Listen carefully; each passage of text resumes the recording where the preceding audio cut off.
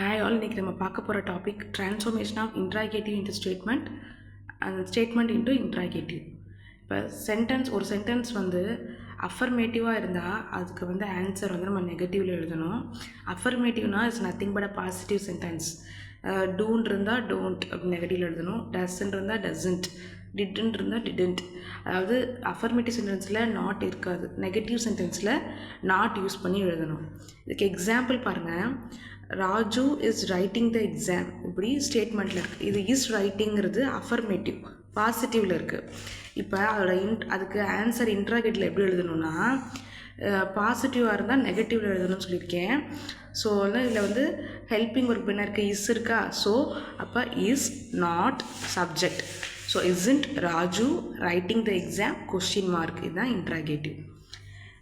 இதுக்கு ஒரு சின்ன நோட் பாருங்கள். ஸ்டேட்மெண்ட் வந்து சப்ஜெக்ட் ப்ளஸ் ஹெல்பிங் ஒர்க் பாசிட்டிவில் இருந்து ரிமைனிங் ஆப்ஜெக்ட் இருந்தால் அதை இன்ட்ராகேட்டிவில் எப்படி சேஞ்ச் பண்ணணும்னா ஹெல்பிங் ஒர்க் நெகட்டிவில் ஆன்சர் பண்ணணும், நாட் யூஸ் பண்ணிக்கணும், plus subject plus object and the question mark. இதுதான் அதோட format.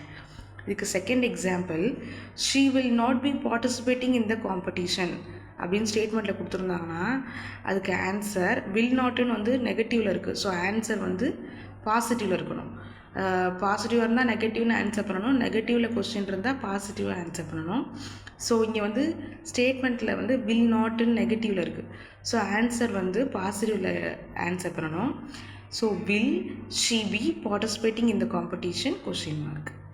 Next third example, you don't like chocolates அப்படின்ட்டு இருக்குது.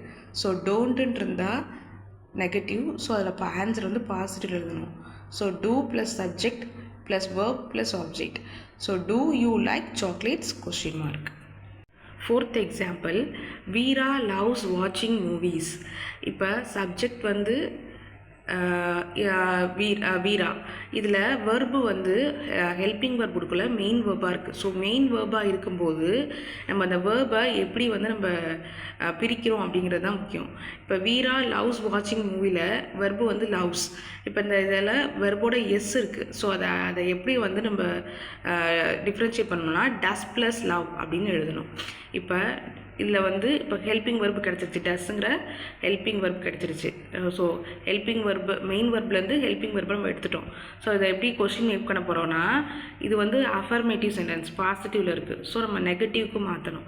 ஸோ டசன்ட் வீரா லவ் வாட்சிங் மூவிஸ் கொஸ்டின் மார்க், இப்படி தான் சேஞ்ச் பண்ணிக்கணும். அதே மாதிரி ஒரு சின்ன கீவேர்டு இருக்குது. ஸ்டேட்மெண்ட் வந்து இன்ட்ராகேட்டிவ் மாற்றணும்னா நெவர் வந்தால் எவர்னு மாற்றணும் இன்ட்ராகேட்டிவில். நோபடிங்கிற வேர்ட் வந்தால் எனிபடின்னு மாற்றணும். நோ ஒன் நன் அப்படின்னு வந்தால் எனி ஒன்னு சேஞ்ச் பண்ணுங்கள். நத்திங்னு வந்தால் எனித்திங்னு சேஞ்ச் பண்ணுங்கள். இதுக்கு எக்ஸாம்பிள் பாருங்கள்.